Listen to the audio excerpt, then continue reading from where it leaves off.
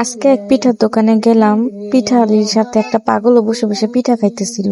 আর পিঠালি পাগলটাকে বিভিন্ন ধরনের প্রশ্ন করতেছিল যে তুমি কোথা থেকে আসছো, কই থাকোস, এটা সেটা বিভিন্ন কথা। কিন্তু পাগল তো পাগলই, সে যদি কি সবকিছু বলতেই পারতো তাহলে তো তাকে আসল ঠিকানায় পৌঁছে দেওয়া হইতো। বা সে কোনো কিছুই ভালোভাবে বলতেছিল কিনা এটা আসলে সঠিকভাবে নেওয়া যাইতেছিল না।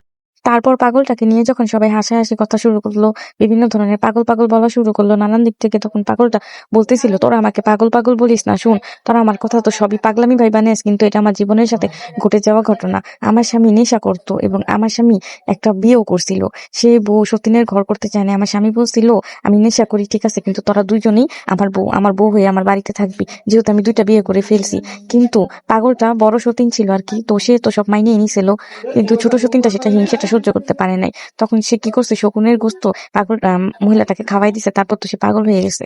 আর এই পাগল হয়ে সে বাড়ি থেকে বের হয়ে গেছে, রাস্তায় রাস্তায় ঘুরতেছে। কিন্তু তার জীবনের সাথে ঘটে যাওয়া ঘটনাটা তার মনে আছে। আসলে সে পাগল হইলে কি হইবে, তার সাথে কি হয়ে গেছে তার তো সেটা মনে আছে। মানুষ কতটা খারাপ হলে এমন করে।